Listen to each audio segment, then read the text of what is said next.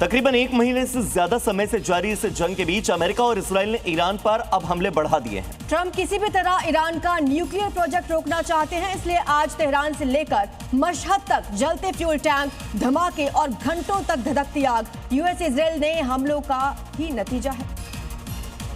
Mashhad से लेकर Tehran तक 70 फाइटर जेट द्वारा एयरपोर्ट और सैन्य ठिकानों को निशाना बनाए जाने का दावा किया जा रहा है।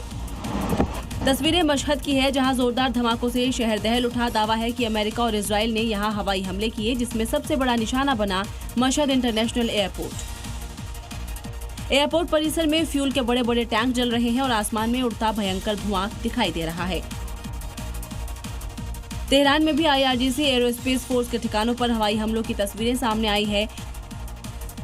मशहद से तेहरान तक लगातार हमलों से मिडिल ईस्ट में हालात गंभीर होते जा रहे हैं, लेकिन सवाल ये है कि तेहरान के बाद अब मशहद पर निशाना। इराक में अमेरिका ने एडवाइजरी जारी की। अमेरिकी नागरिकों के लिए ये एडवाइजरी जारी की गई है। अमेरिका लोग तुरंत, वहां के जितने भी अमेरिकी लोग हैं वो इराक को छोड़ दें। पत्रकार के अपहरण के बाद ये सलाह दी गई है अमेरिका के लोगों के लिए, यूएस नागरिकों के लिए, कि वो अमेरिकी लोग इराक को तुरंत छोड़ दें जो इस वक्त इराक में मौजूद है। तस्वीरें आप देख रहे हैं जब पत्रकार का सरेरास अपहरण कर लिया गया था। इसके बाद अमेरिका ने अपने नागरिकों को ये एडवाइजरी जारी की है। हॉर्मुज पर ईरान की मजबूत किलेबंदी को देखते हुए अब अमेरिकी राष्ट्रपति डोनाल्ड ट्रंप यू टर्न लेते हुए दिख रहे हैं। ऐसा इसलिए क्योंकि हॉर्मुज की ये जंग उन्हें घाटे का सौदा नजर आ रही है, इसलिए हॉर्मुज पर ट्रंप का बिजनेस माइंड और ज्यादा एक्टिव हो गया। दरअसल ट्रंप को उनके एक भरोसेमंद अधिकारी ने समझा दिया है कि अगर अमेरिका जंग जीत भी ले, लेकिन उनका नुकसान इतना होगा जिसकी उन्होंने उम्मीद भी नहीं की होगी। साथ ही ट्रंप को दूसरा रास्ता ये दिखाया गया कि हॉर्मुज पर ईरान की नाकेबंदी के बाद भी आपदा पर अवसर ढूंढा जाए। ट्रंप को ऐसा ज्ञान देने वाले कोई और नहीं, अमेरिका के joint chief of staff general Dan Caine है।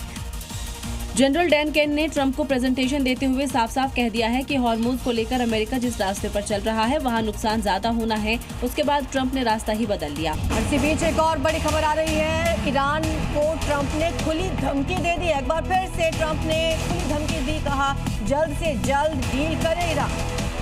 तो ईरान के लिए समझौते का समय आ चुका है। इससे पहले कि बहुत देर हो जाए, ईरान समझौता कर ले, सब कुछ मिटा देंगे। ये ट्रंप की खुली धमकी है। वो कह रहे हैं कि ईरान अब भी संभल जाए, अब भी समझौता कर ले, वरना देर हो जाएगी।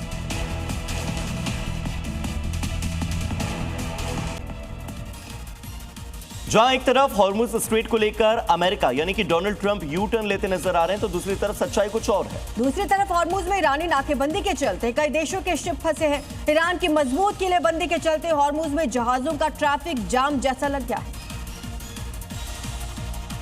स्ट्रेट ऑफ हॉर्मुज से आई इन तस्वीरों को देखकर आप अंदाजा लगा सकते हैं कि मिडिल ईस्ट में छिड़ी हुई जंग ने हॉर्मुज में भीषण ट्रैफिक जाम लगा दिया है। इसकी वजह ईरान की नाकेबंदी है। दरअसल ईरान ने साफ कह दिया कि हॉर्मुज से उन्हीं देशों के शिप गुजरेंगे जिन्हें वो इजाजत देगा। अगर मंजूरी की बिना किसी भी देश के शिप ने हॉर्मुज पार करने की कोशिश की तो अंजाम तबाही से भरा होगा।